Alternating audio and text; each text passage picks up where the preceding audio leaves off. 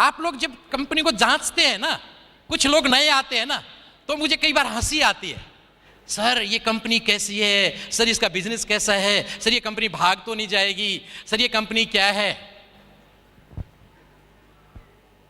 मैं इसके बारे में भी बता दूं आप लोगों को।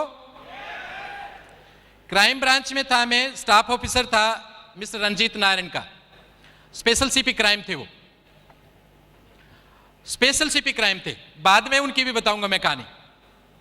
मैंने जब उनको इस कंपनी के बारे में बताया, मेरे प्रोडक्ट यूजर हैं वो, आज भी यूजर हैं, तो उन्होंने कहा, जिस टाइम पे एक वक्त ऐसा आया था कि जब मैं बहुत ज्यादा पागल हो गया था इस सिस्टम के लिए, तो उन्होंने कहा एक काम कर, क्योंकि मैं क्राइम ब्रांच की इकोनॉमिक ऑफेंस सेक्शन में था, जहां पे ऐसी कंपनियों के खिलाफ रोजाना केस रजिस्टर करते हैं।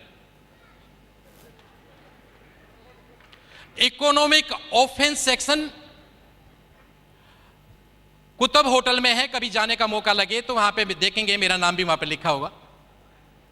वहां पे मैं ऐसी कंपनियों के, मानसून सेशन में एक विधेयक आया था कि ऐसी कंपनियां जो लोगों का पैसा लेके लूट के भाग जाती हैं, ये सारी की सारी फेक कंपनियां होती है, सारी नेटवर्किंग कंपनियां, उस टाइम पे बहुत बड़ा वो प्रॉब्लम चला था, इनको सबको बंद किया जाए, इनके खिलाफ सर्विलेंस हो, इनके सारे के सारे ए से लेके जेड टोटल पेपर्स को चेक किया जाए। और 297 कंपनियां उस टाइम बंद हुई थी,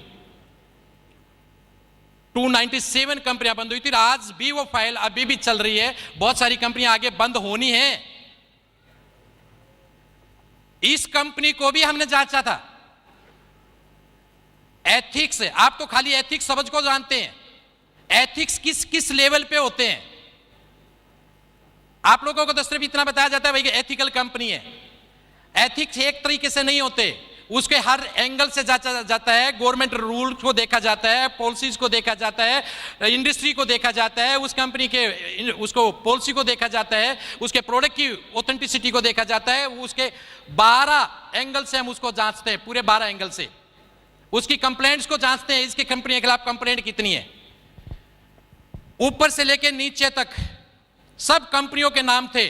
एक डिपार्टमेंट आपके देश में ऐसा है जिसके कोई ऑडिट नहीं होता, एक ऑफिस ऐसा है आपके देश में जिसका कोई ऑडिट नहीं होता, जिसके खिलाफ कोई कंप्लेंट नहीं होता। कौन सा बताओ? नो नो नो नो, उसका कोई ऑडिट ही नहीं होता, बताइए। नो, राष्ट्रपति भवन। राष्ट्रपति भवन का कभी कोई ऑडिट नहीं होता, उसके खिलाफ भी कंप्लेंट है, लेकिन एक कंपनी के खिलाफ कंप्लेंट नहीं है, वो है फॉरएवर लिविंग प्रोडक्ट।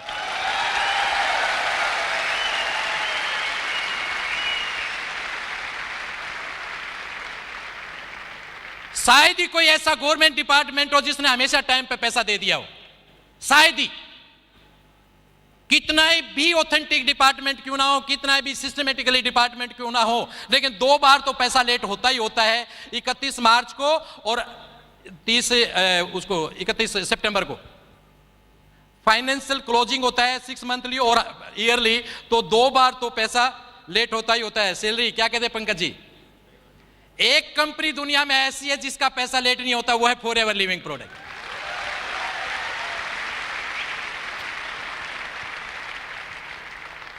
क्या क्या सलूट करें हम सर आपको,